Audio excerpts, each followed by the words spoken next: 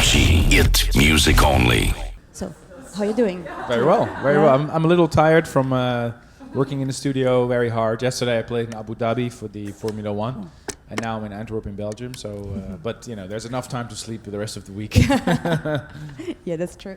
So you were elected 5 times best DJ by the DJ magazine, including 4 times in a row. How does that make you feel? Like pressure or motivation? It's great to know. I mean, it's a public vote, so it's great to know that so many people enjoy what you do. It's kind of a recognition from the fans. You know, if you work so hard, I mean, a lot of DJs work really hard, but it just means that my music apparently really touched people, and this is the greatest compliment that you can get, for sure, absolutely. Who inspires you the most? I guess just listening to other DJs, other music. I mean, I have to do a radio show every week, so I have to go through a lot of music every week, selecting the tracks. And I always hear new ideas. It's crazy, because I thought, you know, after 10 years or something, I would be bored of it. But, you know, trance music specifically is really growing, and it's still a lot of new talent coming, and it keeps me excited. So I get most inspiration from other producers, like current producers. Okay. Is there a Belgian DJ that you would like to work with, for example? I worked with quite a few Belgian DJs, actually. I made some tracks in the past with Mike Push, who now lives in New York, I think, but sometimes still comes back to Belgium. I worked with Airwave as well. And there's a lot of talent here now as well. Dimitri Vegas and like Mike, who knows, you know, in the future I might be working with them. So we will see. I mean, I think it's incredible to see that Belgium is now the epicenter of dance music, especially now with Tomorrowland, that's so big. So Belgium is a very important stop on the dance map, for sure. Okay. Your last album is called Intense. What is the most intense moment you ever lived? Well, that's what the show is about. The show is called Intense because being a father of 2, traveling the world, you know, living on cloud 9, you know, working with so many great people, life is very intense for me. Everything comes at the same time right now. That's why the album is called Intense. But I also realize, you know, you're only here once. Whatever you do, do it intense. That's kind of the message that we bring with the show. Actually, the whole show is based around the birth of my children. This is what we use as a theme. In the beginning, I DJ in the womb, and then I'm being born when the ball goes open, which is the opening of the show. That's sort of a metaphor for life itself, and we really have a theme this time that works really well, I think. You often say, don't be a prisoner of your own style. What do you mean by that? I think music is supposed to progress, you know. There's nothing wrong with being conservative sometimes, and if you really like a specific sound, to really dig into that.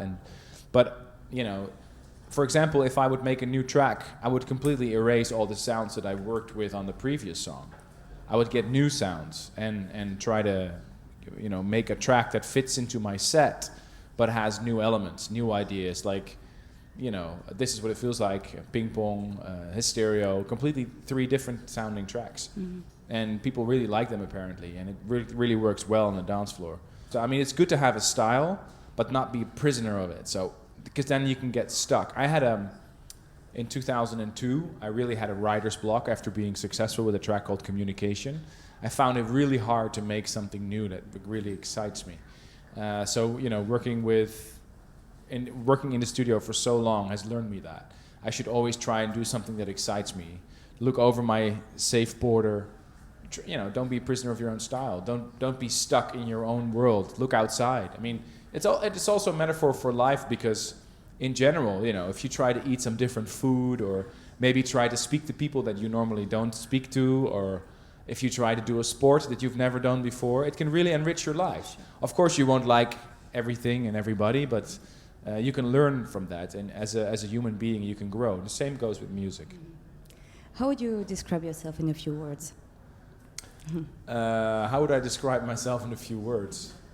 It's hard to answer very quickly, but if I have to guess, I think I'm a little bit perfectionist, neurotic, hardworking, emotional sometimes, positive, dedicated, maybe. I hope that Yeah. Sort of describes it. It's perfect. You studied law at the university. Yeah. Did you go through the end of your degree? Yes. Do you wanted to be a lawyer, or you've always known? I actually wanted to be a doctor, but in Holland we have a numerus fixus system, so it means only a number of students is allowed, and I wasn't allowed. So I did law as sort of a backup study, and I didn't like the first year, but I grew to love it. I grew to like the study. I grew to like the ideas behind it. Law is almost like a language. You're learning the language of the law. You're learning the language of why the government decided to put in some laws, and it was interesting. I don't say I think it's my passion. But I finished it. Also, sort of a unwritten deal with my father. You know, you can do whatever you want as long as you have your degree, so that gives you something to fall back on.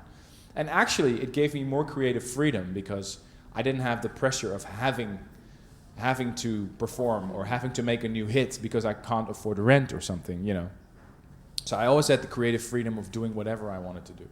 And this gave me a very free spirit, I guess. You have a lot of different nicknames. Mm-hmm. I don't know if you know them all, but is there like one you like most? What's your favorite? Gaia. Okay. Gaia is sort of my alter ego.